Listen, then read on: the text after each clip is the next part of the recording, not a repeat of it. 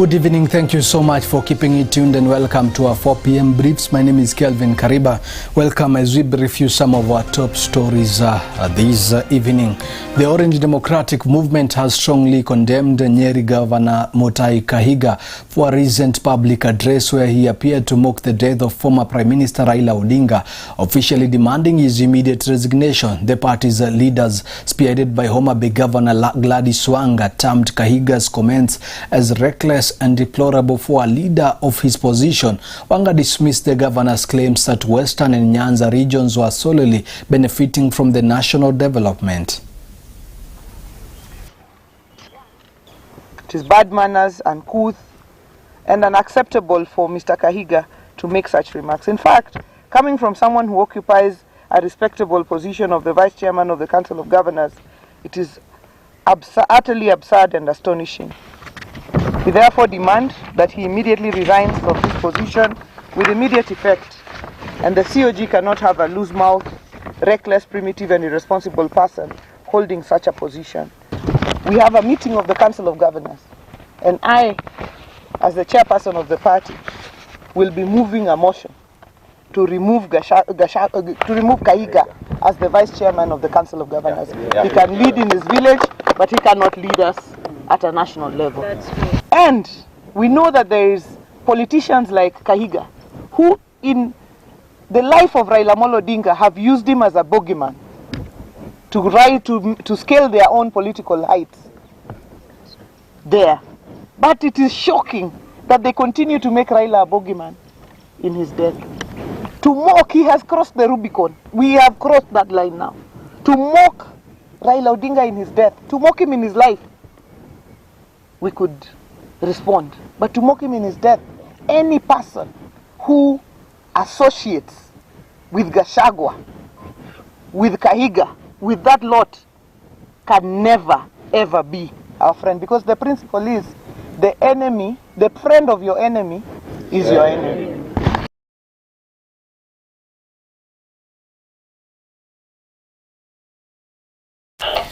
And Nyeri Governor Mutahi Kahiga has resigned from his position as the Vice Chairperson of the Council of Governors.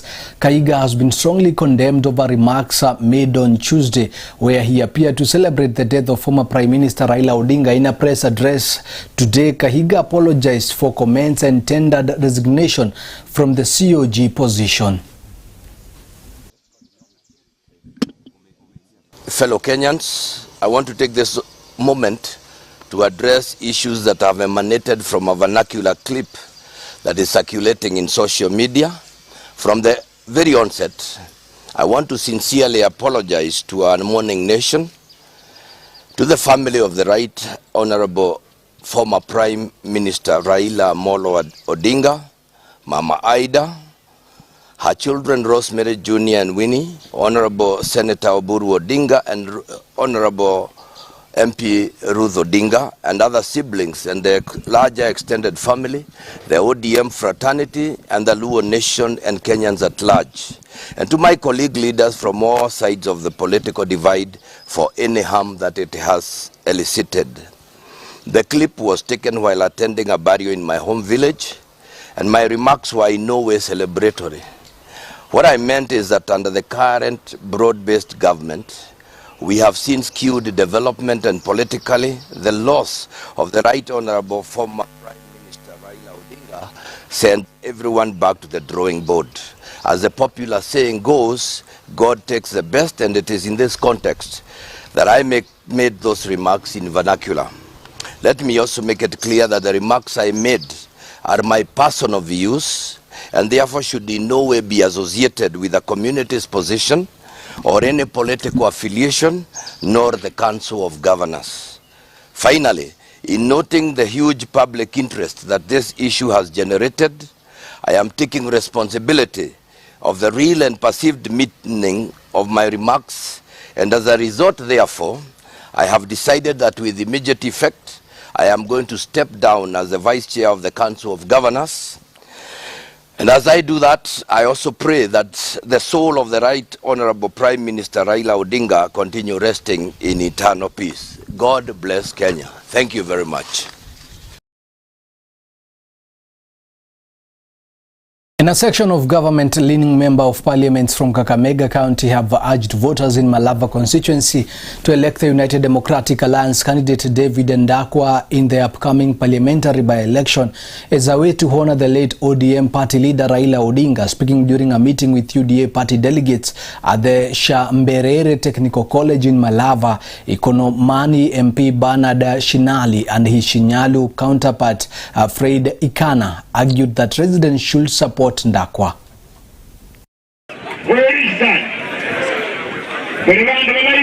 Kwa ile heshima ambaye alimfanyia kiongozi ambaye tulikuwa tunampenda, kiongozi mwenda zake Raila Amolo Odinga. Ilikuwa huzuni sana kwa Wakenya wote juma lililopita, lakini Wakenya walionyesha nidhamu ya kipekee. Wakenya walionyesha heshima ya kipekee. Na ili kuendelea kuhakikisha tunaishi jinsi former Prime Minister Raila Odinga alitarajia tuishi, lazima tuendelee kuunganisha Wakenya pamoja na tuendeleze yale mazungumzo na ile kazi ambayo alikuwa ameianza na Rais William Ruto. Jinsi mnajua hapa Malava tumesema tunasimamisha candidate mmoja kama serikali ya broad-based government.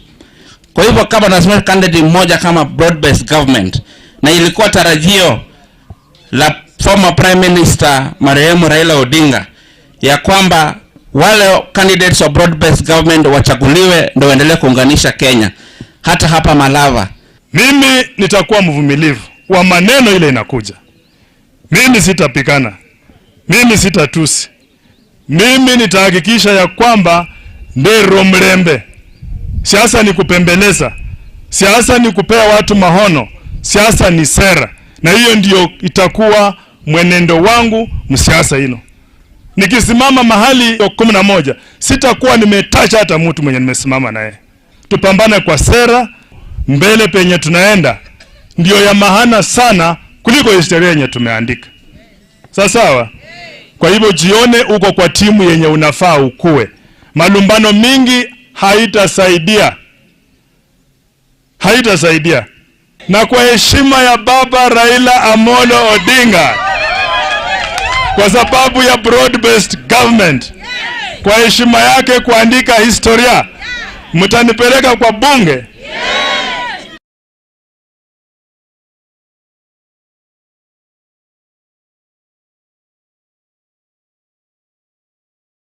The Indian community residing in Kisumu and Kakamega cities spent an estimated 5 million shillings on Diwali celebrations held in Kakamega overnight, utilizing the occasion to honor the late Azimio leader Raila Odinga as a champion of democracy and equality in the nation. Leaders of the community in Kisumu and Kakamega, Nida Prajapati and Mahindra Patel, stated that the 3-day festival will conclude tomorrow. They used the event to pay their final respects to the late Odinga, commemorating him as a leader who advocated for national unity and equality alongside fighting for democracy in the country.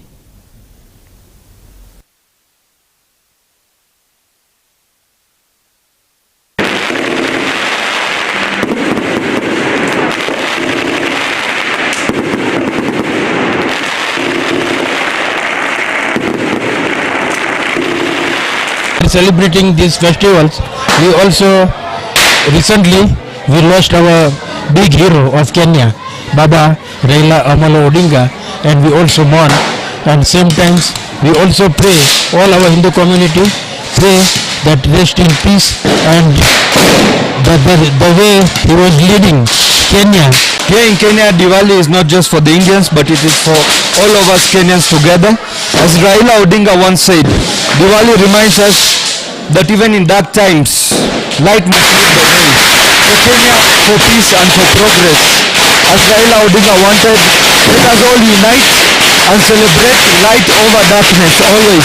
It is very important, as it shows Diwali is all about winning of good over evil. No matter how much evil is happening in the world, Diwali reminds us that good will always prosper over evil. So as our former Prime Minister also perished from this earth, it reminds us that good will always his message was always that let's have peace, let's have light. So Diwali is all about winning of goodness over evil. So it is very important for all of us Kenyans that no matter what we do, God always reminds us that good will always win over evil.